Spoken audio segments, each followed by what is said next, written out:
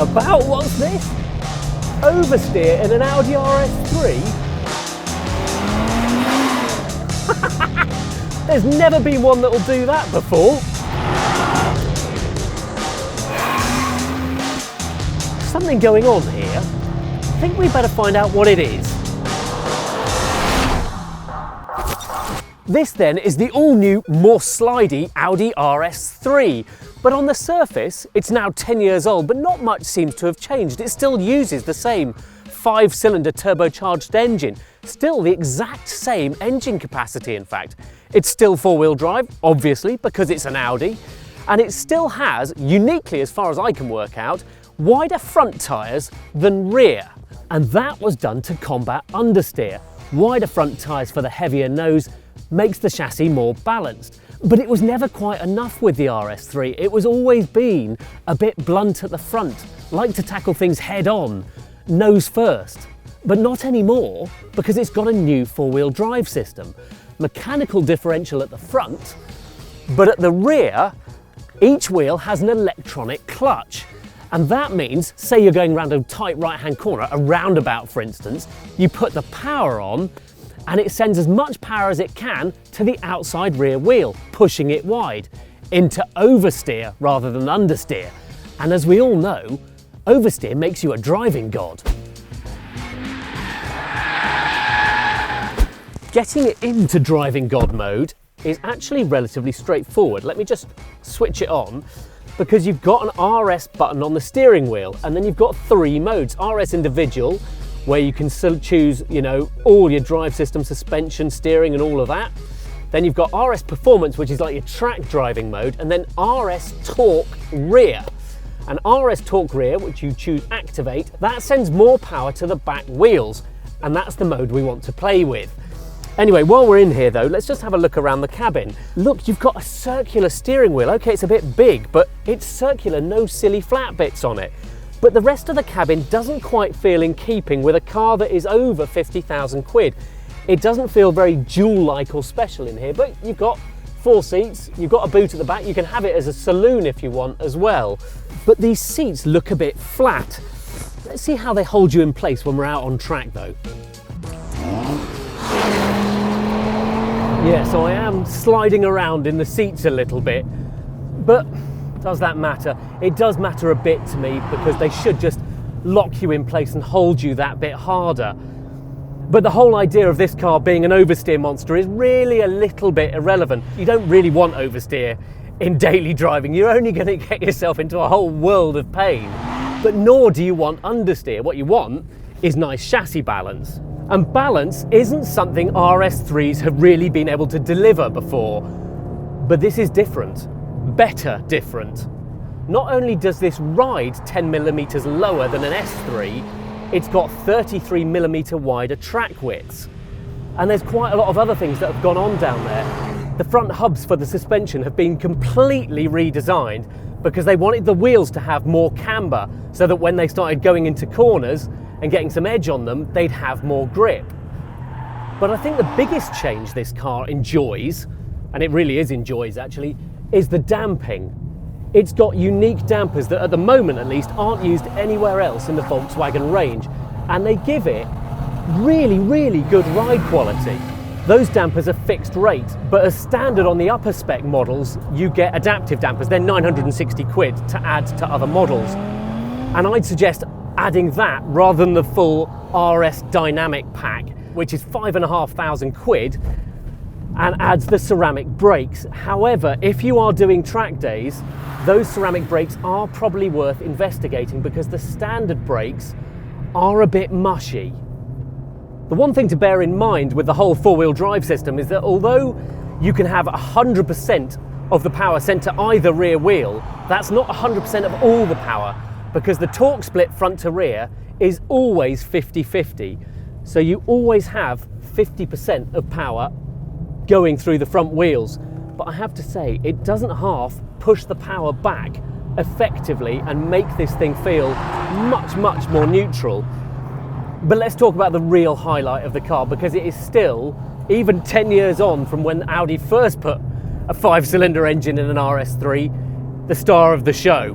I mean, for starters, listen to it. 5 cylinders have always sounded good. Now, I'm not sure, well, that still sounds pretty good.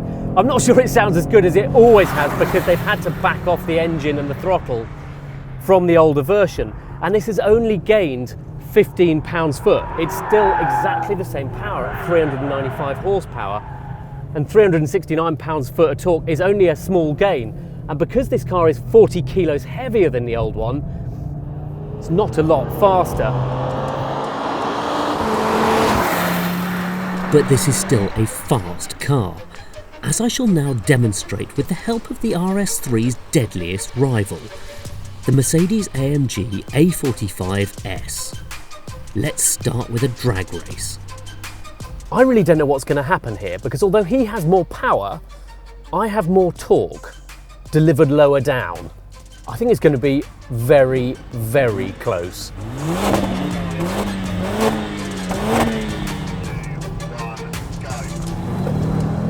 Oh, I've got him. The traction of this thing is outrageous off the line. Just holding him at literally half a car's length and we're there. Oh, and yeah, there we go. Bail out lane.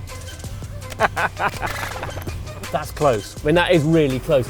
And I have a feeling if we went much faster or further, the Merc would come back at it. It's just got shorter, sprintier gearing. And at the top end, it's just got that extra hit of power a little bit at the top end. Landau isn't long enough for a full quarter mile, but on its winter tyres the Audi did 0 to 60 in 3.7 seconds and 100 in 8.8, which is precisely no faster than its predecessor. The A45, a tenth slower to both 60 and 100. But just as oversteer isn't what makes these cars good, all you learn from a drag race is numbers. So let's hop into the A45. So what have we got going on in the Merc A45? Well, firstly, quite an angry little engine. So what Merc did with this, which is quite cool, is they actually gave it less torque. They purposefully gave the engine a thinner mid-range so people would have to hold on for high revs. And it does make it just a little bit more exciting to drive. On track at least. On road you find yourself waiting for it a bit, but out here, there we go. It just feels more positive on the brakes than the Audi. A little bit crisper at the front end. Not a great deal, it's just like it feels fractionally lighter, a little bit more nimble. But the payoff for that is that it is a harsher car to drive. The ride is really, really firm, and on the road, I mean really firm, like too firm. And these seats, although they're holding me in much better than the Audis, are they're just hard. But that engine, oh, it's good. Listen to that. It's a 4-cylinder, it's got one less and half a litre less capacity than the Audi. Only a single turbo, but my word, Merc put some development into it. And in manual, it doesn't kick up, so you can use it all properly. And then on the brakes, oh, it just digs into the tarmac better than the Audi. I mean, I think the main reason for that is that the Audi was on winter tyres, and that didn't help its cause.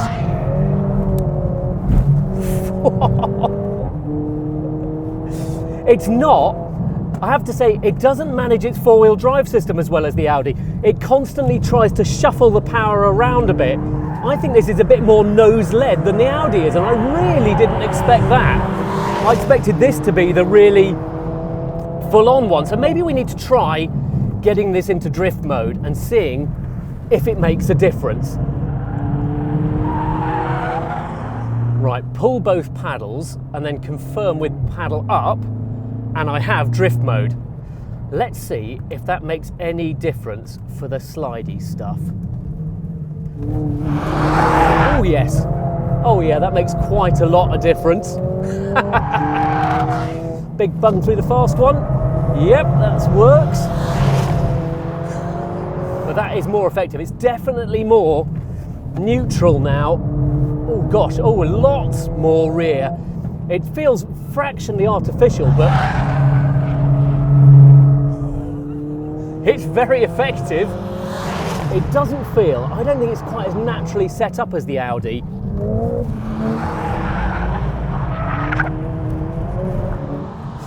But it's pretty good. And I know it shouldn't make much difference in extreme hot hatches, but this is a lovely interior. There's all this silver on the steering wheel and these air vents.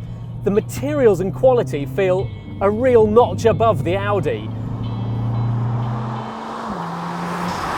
This is a pair of massively capable four-wheel drive hot hatches. The Merc A45 was a step change better between generations 1 and 2. The Audi RS3 has been more about the incremental gains. But what I admire most about the Audi is that it hasn't tried to upstage Merc in the power wars. The car is certainly no worse because of it. But equally, I thought I would be saying that the Mercedes wins. It's the harder, sharper, more exciting car to drive. But I did live with one for 6 months and I found it quite harsh and noisy. And as a daily driver, that means the RS3 is the better car. It's smoother riding and that thumping torque makes it really good to live with. If push came to shove, I'm taking the Audi.